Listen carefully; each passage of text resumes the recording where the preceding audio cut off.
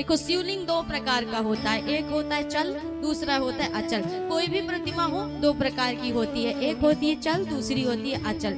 चल मूर्ति जो होती है तो माना जाता है कि चल शिवलिंग ही घर में रखा जाता है, अर्थात शिवलिंग घर में जब आप रखिए तो शिवलिंग हमेशा अंगूठे के बराबर का होना चाहिए। छोटा सा शिवलिंग ही आप घर में रख सकते हैं, बड़ा शिवलिंग कभी भी घर में नहीं रखना चाहिए। कहते हैं घर में रखा जाए शिवलिंग तो वो अंगुष्ठ मात्र के बराबर ही होना चाहिए, और ये शिवलिंग की यदि कोई पूजा करता है तो उसके जीवन में कभी किसी चीज का अभाव नहीं होता, कमी नहीं होती। दूसरा कहते हैं अचल शिवलिंग, अर्थात जिसकी स्थापना की जाती है।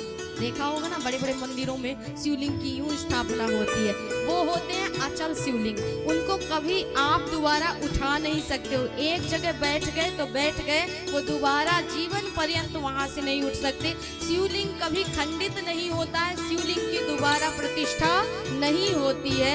एक बार अगर हो गई तो आप जीवन पर्यंत चाहे वो जिस परिस्थिति में उसी परिस्थिति में पूजा करेंगे, दोबारा नहीं उखाड़ सकते, नहीं उठा सकते हैं। ये अचल शिवलिंग की प्रतिमा होती है, और कहते हैं कि लगभग 12 इंच या उससे अधिक ही होनी चाहिए अचल शिवलिंग की लिंग की महाराज लंबाई। इसलिए दो प्रकार के शिवलिंग है, एक है चल, दूसरा है अचल। घर में सिर्फ चल शिवलिंग को आप रख सकते हैं, अचल को नहीं रख सकते।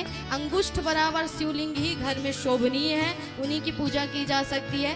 बाकी बड़े शिवलिंग की पूजा घर में कभी भी नहीं करनी चाहिए, नहीं तो नकारात्मक प्रभाव जीवन में पड़ने लगता है।